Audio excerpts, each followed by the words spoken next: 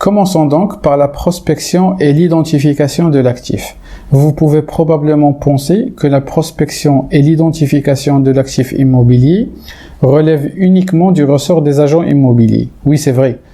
Mais vous devez savoir que l'asset manager est le seul ordonnateur de la prospection immobilière. En effet, avant d'ordonner aux agents immobiliers la prospection d'un actif, vous devez, en tant qu'asset manager, formuler votre besoin pour l'actif que vous recherchez.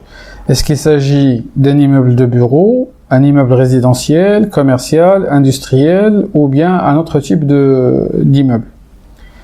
Ensuite, vous devez indiquer la surface que vous recherchez, dans quelle zone géographique. Et vous devez absolument indiquer l'ensemble des critères, des macro-critères que vous recherchez. Pour cela, il est nécessaire que l'asset manager ait une connaissance approfondie des rendements pratiqués dans le marché pour chaque segment ou type d'actif, et aussi pour chaque zone géographique. Par exemple, lorsque l'asset manager ordonne la prospection d'un immeuble de bureau au niveau d'une zone géographique bien déterminée, c'est qu'il a déjà préalablement connaissance du rendement des bureaux au niveau de cette zone. C'est-à-dire qu'il a déjà mené des enquêtes préliminaires, des études de marché qui lui ont permis d'apprécier les loyers pratiqués et les rendements que réalisent les bureaux dans cette zone.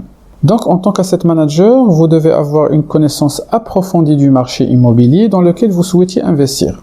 Ensuite, l'asset manager doit piloter l'opération de prospection en assurant un suivi permanent des équipes d'agents immobiliers, que ce soit des équipes internes, mais aussi les sous-traitants externes. Enfin, et parmi les actifs prospectés, vous devez choisir quelques actifs en vue de procéder aux vérifications nécessaires, ce qui va vous permettre d'apprécier la performance et principalement la performance financière de chacun de ces actifs et évaluer ainsi la performance de l'investissement.